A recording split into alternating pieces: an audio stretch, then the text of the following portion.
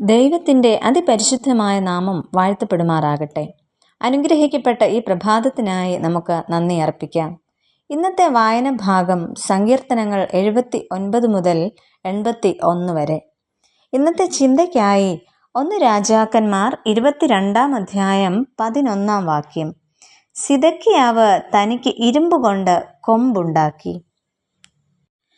ആഹാബ് രാജാവിൻ്റെ കാലത്ത് ഇസ്രായേലിൽ പ്രവർത്തിച്ചിരുന്ന ഔദ്യോഗിക പ്രവാചകനായിരുന്നു സിദക്കിയാവ്. കെനയനയുടെ മകനാണ് സിദക്കിയാവ്. ഈ പേര് മറ്റു പലർക്കും വേദപുസ്തകത്തിൽ ഉള്ളതായി കാണപ്പെടുന്നു.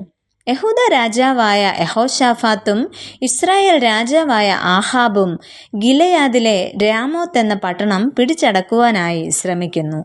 ഇവിടെ ഇസ്രായേൽ രാജാവായ ആഹാബ് യഹോശാഫാത്തിനോട് ചോദിക്കുന്നു, നീ എന്നോടുകൂടെ ഗിലെയാദിലെ രാമോത്തിൽ യുദ്ധത്തിന് പോരുമോ എന്ന്. അതിന് യഹോശാഫാത്ത് ഇപ്രകാരം മറുപടി പറഞ്ഞു, ഞാനും നീയും എൻ്റെ ജനവും നിന്റെ ജനവും എൻ്റെ കുതിരകളും നിന്റെ കുതിരകളും ഒരുപോലെയല്ലോ എന്ന് പറയുന്നു അവിടെ. അങ്ങനെ ഒരു യുദ്ധത്തിനായിട്ട് ഒരുങ്ങുമ്പോൾ ഈ 2 രാജാക്കന്മാർ ഒന്നിച്ച് യഹോവയുടെ അരുളപ്പാട് മനസ്സിലാക്കുവാനായിട്ട് ശ്രമിക്കുകയാണ് ചെയ്യുന്നത്. 1 രാജാക്കന്മാർ 22 അധ്യായത്തിലാണ് നമുക്ക് അത് മനസ്സിലാക്കുവാനായിട്ട് കഴിയുന്നത്.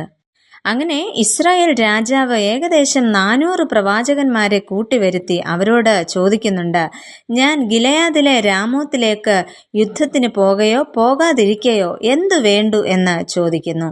അതിന് ആ 400 പ്രവാചകന്മാരും ഒരുപോലെ മറുപടി പറയുന്നുണ്ട്, പുറപ്പെടുക, കർത്താവ് അത് രാജാവിൻ്റെ കയ്യിൽ ഏൽപ്പിക്കും എന്ന് അവിടെ ആ പ്രവാചകന്മാർ ഒരു ഉറപ്പ് കൊടുക്കുകയാണ് ചെയ്യുന്നത്.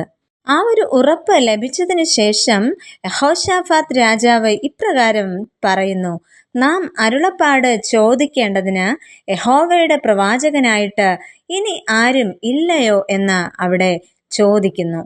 ആ സമയത്ത് രാജാവിന് കിട്ടുന്ന മറുപടി, നാം യഹോവയോട് അരുളപ്പാട് ചോദിപ്പാൻ തക്കവണ്ണം ഇനി ഇമ്ലയുടെ മകനായ മീഖായാവ് എന്നൊരുത്തൻ ഉണ്ട് എന്ന് അറിയുവാനായിട്ട് സാധിക്കുന്നു.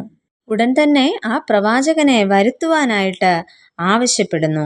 എന്നാൽ ആഹാബ് രാജാവ് തുടർന്ന് പറയുന്നത്, എന്നെക്കുറിച്ച് ആ പ്രവാചകൻ ഗുണമല്ല ദോഷം തന്നെ പ്രവചിക്കുന്നത് കൊണ്ട് എനിക്ക് അവനോട് ഇഷ്ടമില്ല എന്ന് പറയുകയും ചെയ്യുന്നു.